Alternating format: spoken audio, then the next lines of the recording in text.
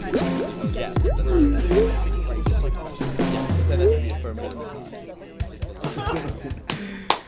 Awesome. So we just wanted to kind of chat about your guys' experiences. I don't know, we never really spoke about mental health very much and just maintaining good mental health. Glad you guys came here. There you go. There you go. I know I had a pretty rough time in high school.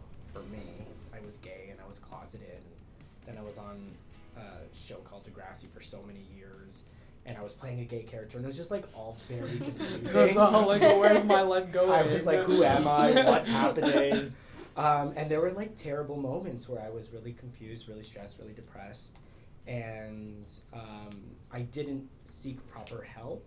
I think partially because no one spoke about it. I didn't really know personally that I was dealing with anything different. I thought teenage life is hard, but I didn't get why my peers found it so much easier. So I guess my question is what is the difference between those normal teenage pressures and then pressures that do need some extra attention?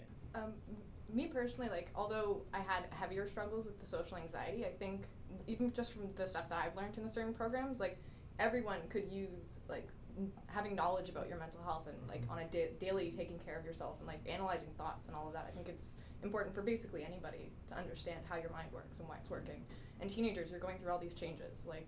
It's crucial, I think, for anybody, not even just people who are struggling, right? I find it that when I can't approach my teachers really, when I can't really trust people who are in my own friend group or anyone there, it makes it harder for me to actually want to go to school, and then I get behind on school, and then my grades drop, and then that's how everything starts up again. So usually I find it that school is just a burden. Did you have positive experience maybe with a counselor or a teacher that did reach out to you, or has it been few and far in between within the school setting? Yeah, basically, the counselor did not reach me out. I was the one who reached out from them.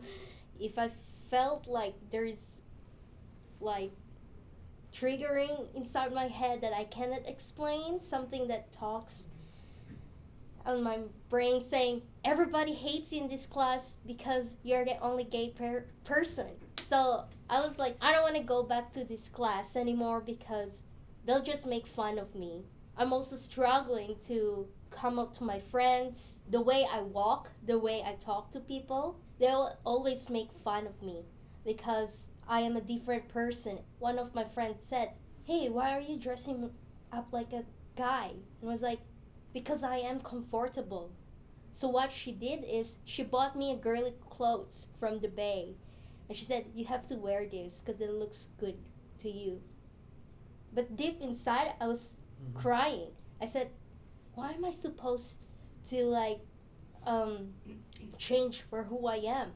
And I was I don't know where to reach out because I don't feel really powerful because I'm just a student and nobody listens.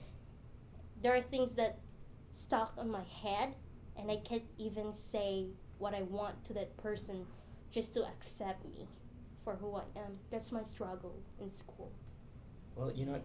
You have done such a fantastic first step because you knew that that you could reach out to resources, and then you said, I need more. Yeah.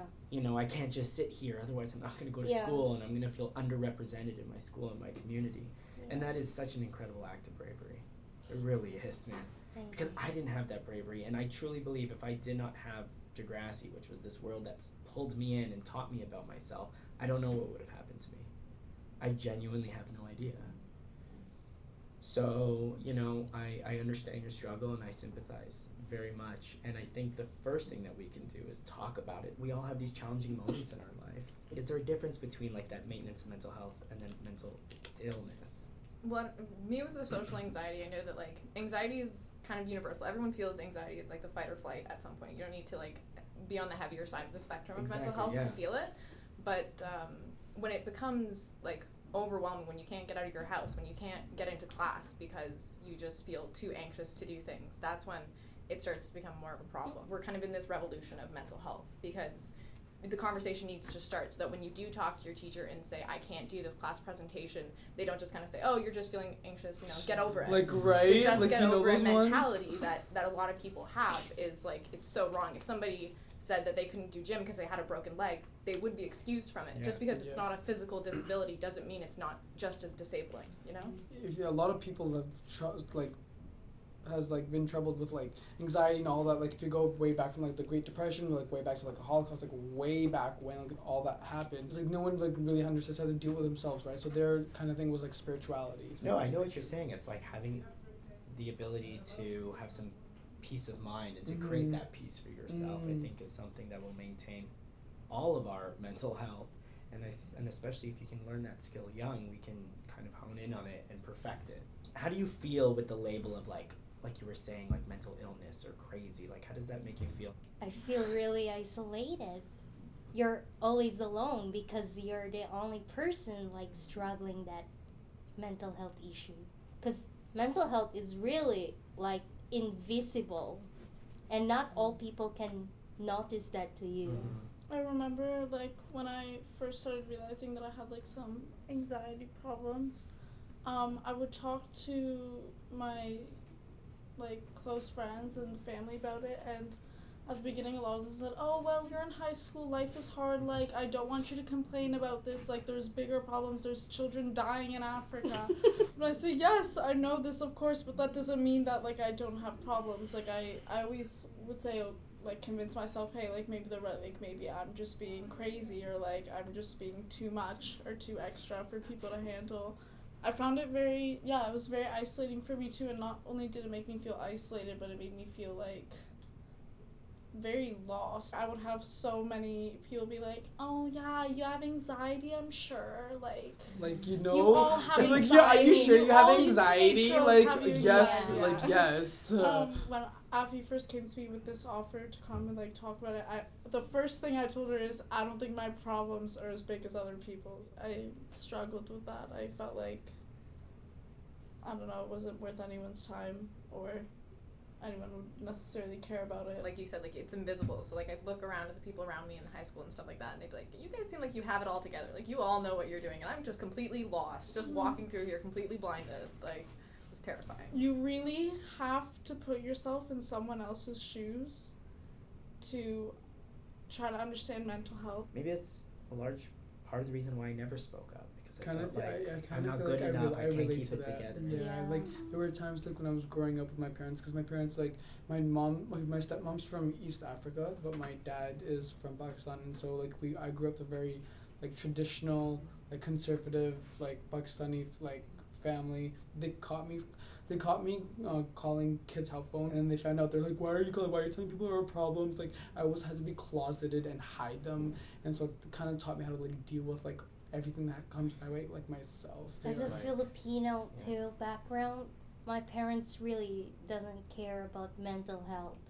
They said like, no, it's only like a phase, like that's not real, it's only in your mind.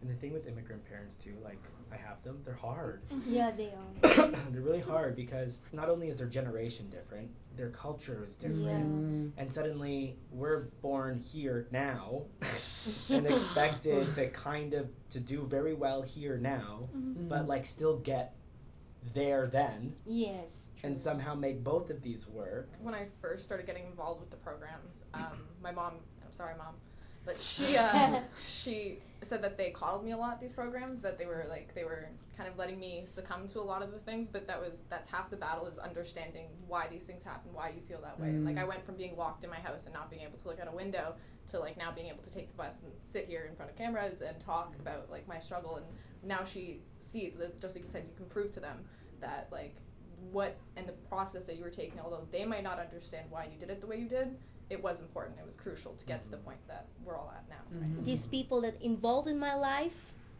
they became really like part of my family, because they pushed me to do something that I wanted to do, that's something that I can achieve and prove my family, friends, or enemies that what they were thinking about mental health is wrong. Like I can still achieve my goals. I can still learn. I'm learning. I still do mistakes, obviously, but then I'm learning my lessons from them. Without those people, I cannot just go in front right now and just say, this is my struggles and those are my achievements. It's just like wonderful sometimes to have mental health because it can turn into positive. It can turn into creativity too. But like finding, it's so funny. It's like if you're interested in the arts or Arts. everything from, if you're interested in the arts or you're interested in sports or you're gay or you're having like mental health challenges or whatever it might be, it's like finding a community of people that are like yourself, I think is, for me, has been the greatest healing and has helped me feel less alone. Being open and compassionate with each other always wins. It always wins. True. But I'm really curious in like how it's all presented and like how you guys think mental health is presented in the media. Things like Mental Health Week or characters you see on TV, just things like that. Like, are these, do you feel they're accurate representations? There was a lot of media that came to my school talking about like mental health, and it seems that they're on the right track. Like they're really getting like the major points that were really like missing for a really long time, and that really negative cloud that was kind of put upon it is like slowly being moved away. Like I don't know if anyone else sees it. I see it. So there are a lot of opportunities to kind of teach yourself about mental health, but the way it's I don't think it's really even mentioned in the media, to be honest. Yeah, I find that there are a lot of like people who come out of the woodworks for Mental Health Week and they'll do all the Facebook posts and like make sure that everyone sees that. But like I know from experience, like even like exes and stuff like that, I'll see them post things for Mental Health Week and I go like, you know, I tried to teach you about like my struggles with mental illness and you never really had an interest. You said you had the whole get over it thing. Over all these mental health weeks, I feel the same. Like everyone's coming out of the woodworks. I see a couple celebrities tweet something. It becomes like this big kind of glamorized issue. And then after the week, it's all gone. And then it's like done. at a conversation again. Where, like, am I being cynical? Go back and hide mental health patients. Like. You guys are such leaders because you've spoken so openly about your experiences and you've, you know, looked for help and you've educated yourselves and now you can share your knowledge with others. So, you know, in the same vein, there's a young person who's having a really tough time at home and at school. What advice do you give them? Rihanna. I say Rihanna and Beyonce. I love her. She's my babe and a half. I love Rihanna. Okay, sorry, continue. Definitely stay outside of your house. Don't stay inside your house. Don't focus on everything bad. Like, I will be sitting in my room and think of 12 bad things that happened to me in the past 2 hours and then be like, should I really go outside? Is it really worth it to go? But I'll go anyway. Find things that keep you happy and smiling. Don't be scared to ask for help. Exactly. Like today I was like super nervous to come down and do this, and I come down to this building like once a week and I do it fine by myself, but today because of all this going on I was just feeling really anxious, so I asked a friend to come down with me. And he went to go see a movie while we've been sitting here and hang out at the library, and then I'll be going back to him when I go back downstairs. That's really Yes, so don't be scared to ask for help. When you're in the midst of it and moving step by step, like sometimes I forget where I was before not being able to look outside my window. And so when people look at me and they see me and they can ask me for advice, because, you know, like I've had it happen once before in the past like month. And I kind of had to like take a step back when it first happened. I was just like, okay, wait, maybe I'm not as lost as I think I am. Like I think I've gained reality back. Maybe I do have a couple of, like, you know, maybe a foot on the ground, and I'm not as quite like people. If when they did look for me for advice, it was really empowering. It made me feel like I have come a pretty far way from where I was. Being kind to ourselves is the first step, really, and then saying I deserve help and I deserve more, and I'm not alone. But for me, it's just always reminding myself to be kind to myself, and then everything else I can actually then try to get. Like, you need to like be positive, and you need to look at yourself on good light. Because other than that, like before, it was just like, oh, you're too cocky or you're stupid or whatever. Right? And like when you like walk in the streets with like confidence, and you're like, no, I'm fabulous. I am fabulous. You know, like to me in my life, I'm gonna be the only one there at the end of the day for myself. So I do need to be number one. A friend of mine, he's older, and he said to me something that I'll never forget. He's like, never give away your capital. Never give away that, like, you know, that core value, that like diamond, that like ultimate valuable coin at the bottom of the treasure box. Like, never give away that capital, because that's like your value. That's what you have to trade. And I've never forgotten that. And because you have now the experience and the self-awareness to talk about it, I mean, you're like helping a lot of young people. So thank you. We appreciate you giving us the opportunity to like kind of take that one step and be like, you know what, we're the generation that's gonna change, and we're gonna give our heart. You know what? Honestly, the world's gonna catch up with your generation. They're gonna catch up. Ironically, you guys. Yeah, exactly. But ironically, you guys are already ahead of the game. We are just like so I think in like my teens and 20s, I was like TV and ketchup chips. No, ketchup chips, Jimmy. I didn't even think I had this up. Awesome, man. Thank you guys so much. Don't leave this conversation. Join our group chat by commenting below and subscribe here. Send that to me for a minute.